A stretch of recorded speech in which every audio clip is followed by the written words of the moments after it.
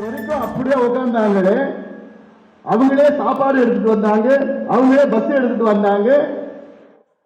காலையில 4 மணிக்கு தான் வெளியில போனாங்க. ஆனாலும் அப்பயும் எங்கேயுமே பிரச்சனையே வரலையே. எங்கிருந்துடா வந்தாங்க, எப்படி வந்தாங்கன்னு அவங்களுக்கு எல்லாம் புரியல. அதனாலதான் இன்று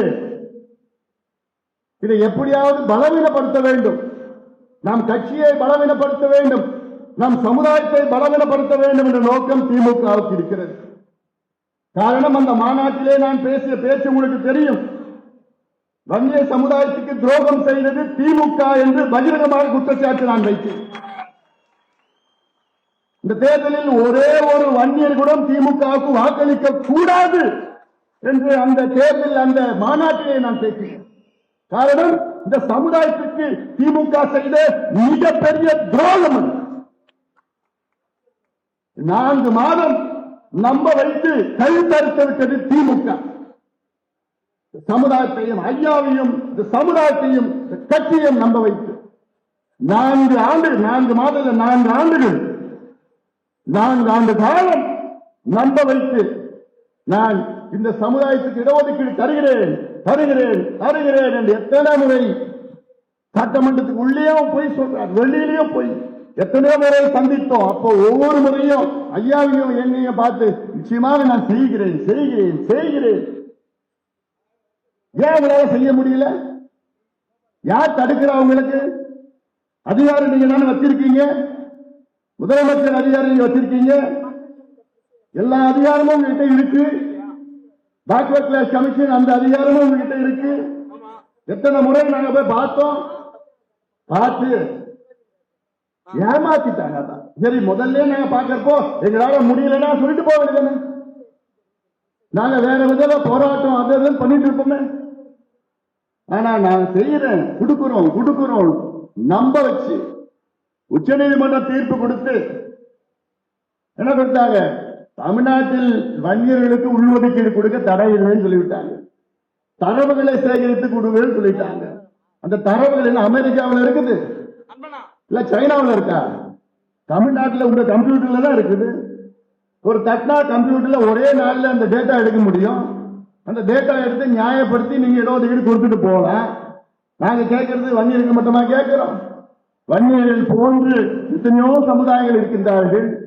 அவர்களுக்கு எல்லாத்துக்கும் சேர்த்து கொடுங்க.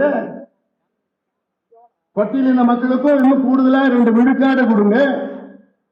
எங்க மாநாட்டிலே நாங்க தீர்மானமா போட்டோம்ல, இந்த மாநாட்டில் சாதிவாரி கணக்கெடுப்பு நடத்தணும்னு சொன்னோம்ல, பண்ணி செய்து அதற்கேற்ப மக்கள் தொகை அடிப்படை மற்றும் சமூக பின்தங்கிய நிலை பாப்புலேஷன் சோசியல் பேக்வர்ட்னஸ் ரெண்டுமே எக்ஸ்ட்ராபுலேட் பண்ணி இணைத்து இடஒதுக்கீடு எல்லாத்தையும் கொடுங்க.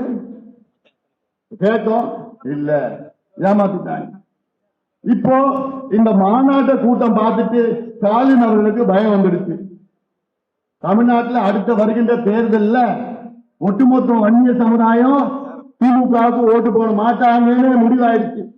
அந்த பயம் ஸ்டாலின் அவர்களுக்கும் திமுக வந்துடுச்சு. இப்போ வந்த பிறகு என்ன இப்ப பண்ணிட்டாங்கன்னா, நம்ம கட்சியை பலவீனப்படுத்துவதற்கு சூழ்ச்சிகள் நடந்து கொண்டிருக்கிறது. இதை நீங்கள் புரிந்து கொள்ள வேண்டும். நடக்கிற குழப்பத்திற்கு ஐயாவோ நானோ அது யாருமே இல்லை. இதற்கு யாரும் இல்லைன்னா திமுக தான் இல்லை.